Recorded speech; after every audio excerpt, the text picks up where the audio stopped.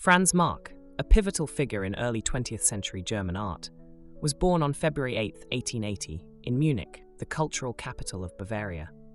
His life, though tragically short, was one of profound philosophical inquiry, artistic innovation, and spiritual introspection. He emerged as a leading member of the German Expressionist movement and a co-founder of Der Blaue Reiter, the Blue Rider, a group that revolutionized modern art in Germany. Marc's work was characterized by a search for purity and a deep affinity with the natural world, particularly animals, which he believed embodied spiritual truth in a way humanity had lost. Marc was born into an artistic family. His father, Wilhelm Marc, was a professional landscape painter who worked in a traditional style, while his mother, Sophie Maurice, was of French Huguenot descent and deeply religious. This blend of artistic influence and spiritual sensibility shaped Marc's worldview from an early age. Growing up in Munich, Franz received a classical education and was exposed to the rich cultural and intellectual life of the city, which included regular visits to museums and galleries with his father.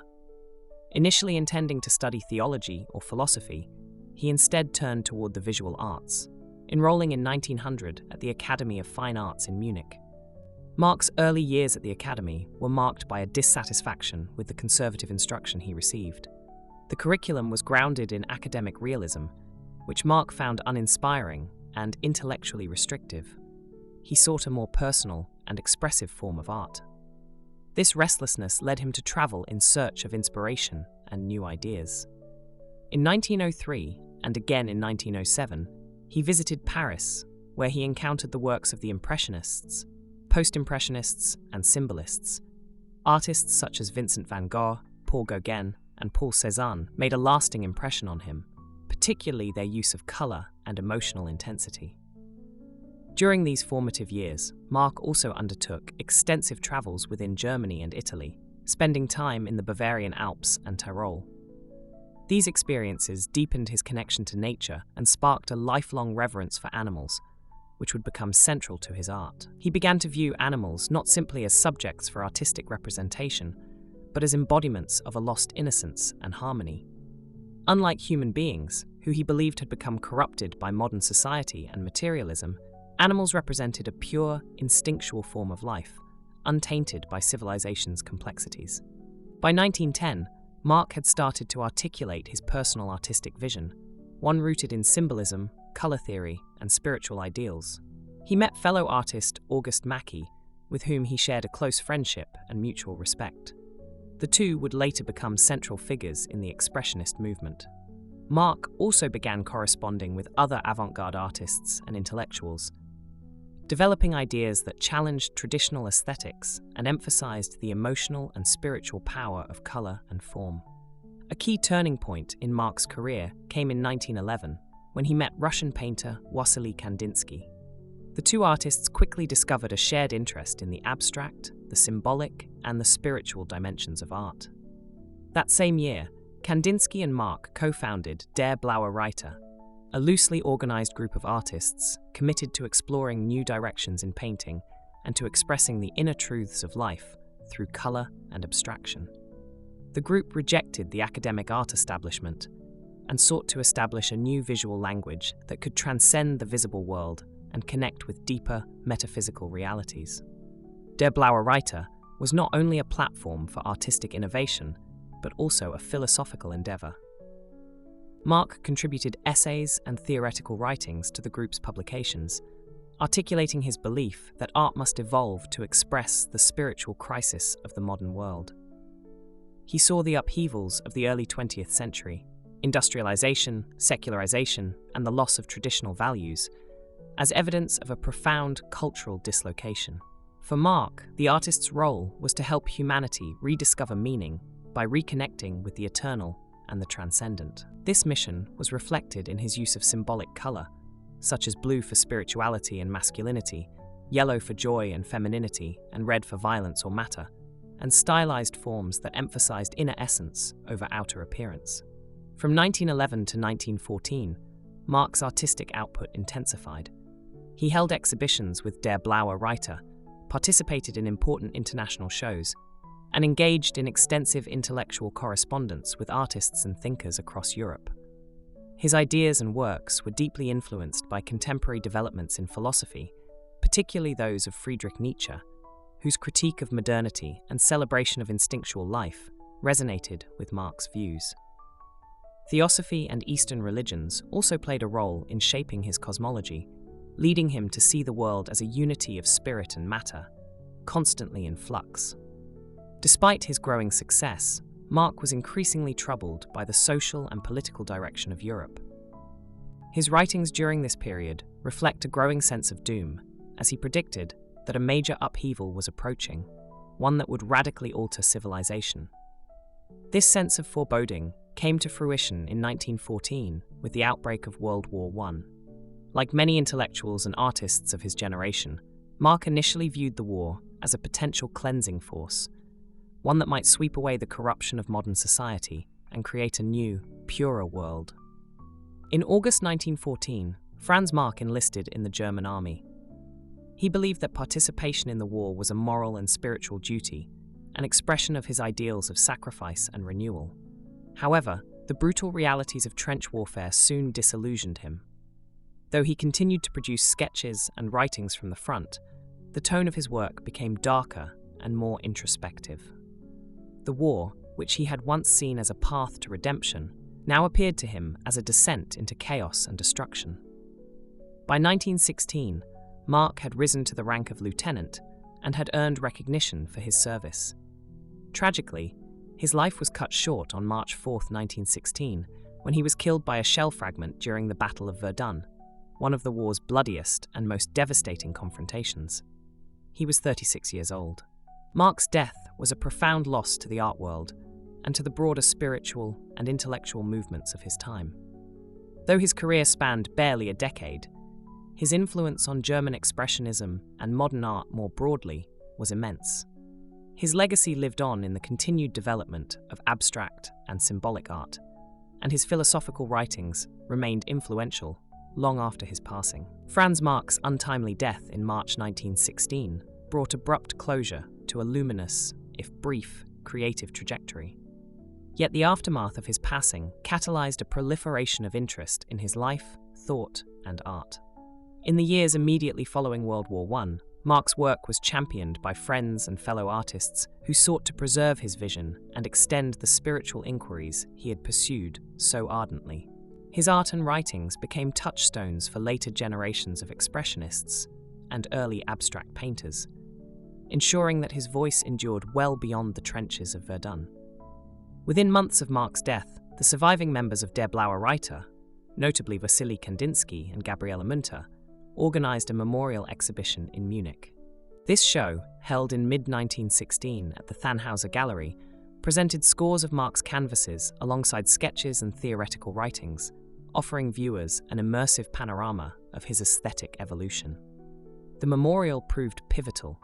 It was the first public recognition of Marc's full stature, and it laid the groundwork for subsequent retrospectives in Berlin, 1918, Leipzig, 1921, and beyond. In the aftermath of these exhibitions, art dealers and critics began to publish monographs and critical essays that framed Marc as one of the foremost visionaries of pre-war modernism. His correspondence, rich in philosophical ruminations on color, nature, and spirituality, was compiled and published in 1921 under the title Schriften und Briefe, Writings and Letters. Edited by August Mac's widow, Elizabeth Mac, this volume circulated widely among artists, poets, and intellectuals, reinforcing Marc's reputation as both a painter and a thinker. Marc's synthesis of color theory, spiritual symbolism, and formal abstraction had a profound ripple effect. In the 1920s, members of the later Neue Sachlichkeit, New Objectivity movement, artists like Otto Dix and George Gross, found in Marc's work a prescient model for imbuing figurative subjects with psychological depth. Even in circles that initially eschewed the mystical tenor of Der Blaue Reiter, his insistence on emotional candor and symbolic resonance persisted as a guiding principle. Across the Rhine, in Paris and beyond, Marc's paintings began appearing in international surveys of modern art. The 1937 Internationalist Exhibition of Art and Technology in Paris featured a section dedicated to the Expressionists, and Marc's work was displayed alongside that of Kandinsky, Emil Noldi, and Ernst Ludwig Kirchner, confirming his place within the pantheon of European avant-garde pioneers. Although political circumstances in Germany during the 1930s led to the suppression of Expressionist art as degenerate, Marc's works largely survived. Many paintings had been sold or sent abroad. Others were safeguarded in private collections or looted and later restituted after the war. Beyond his canvases, Marc's published essays and letters wielded significant intellectual force.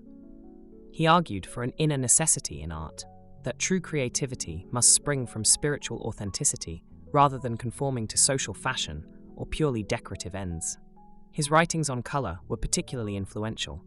He proposed that each hue possessed a psychic quality capable of evoking specific emotional states or spiritual conditions. Blue, for instance, signified the male principle and the infinite, while yellow stood for the feminine and warmth. Red embodied earthliness and material conflict. These ideas were echoed by contemporaries such as Kandinsky and later by artists in the Bauhaus circle who integrated color theory into their pedagogy.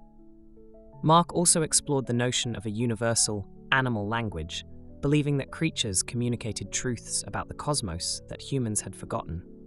Though he never completed a systematic treatise on the subject, his scattered observations in letters to Kandinsky and Mackie reveal a conviction that reattunement to animal sensibilities could heal the spiritual rift of modern life.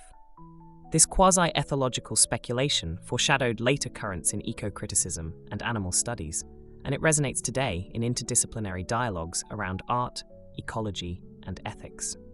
By mid-20th century, museum curators had begun to acquire Marc's paintings in earnest. In 1951, the Städtische Galerie im Lenbachhaus in Munich, home to one of the world's most comprehensive expressionist collections, mounted a major retrospective titled Franz Marc und der Blaue Reiter. The accompanying catalogue, edited by art historian Will Groman, offered the first full scholarly appraisal of Marc's oeuvre and contextualized it within the shifting tides of European modernism.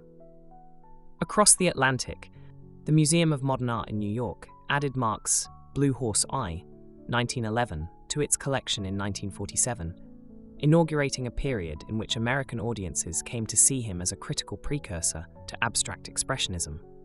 Scholars such as Maya Shapiro and William Rubin drew parallels between Marc's color-driven abstractions and the gestural canvases of Jackson Pollock and Mark Rothko, cementing Marc's posthumous influence on mid-century art.